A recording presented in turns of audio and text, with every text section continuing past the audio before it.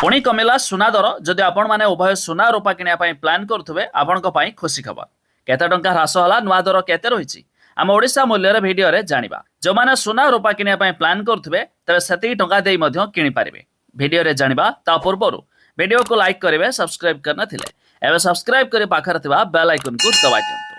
प्रथम तो जानि रखंतु आम ओडिशा मूल्य अर्थात राजधानी भुवनेश्वर रे सुना आज 10 ग्राम पिछा 3000 ह्रास देखिबा को मिलिछि। तेबे शुद्ध सुना 24 कैरेट दाम अर्थात प्योर गोल्ड रो दाम रही 1,53,750 टंका।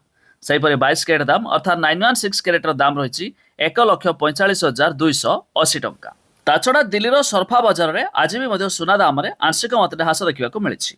तेबे शुद्ध सुना 24 कैरेट दाम रे 10 ग्राम पिछा 1,54,450 टंका रहिता बेले 22 कैरेट दाम रे 10 ग्राम पिछा 1,47,280 टंका रही आज दर।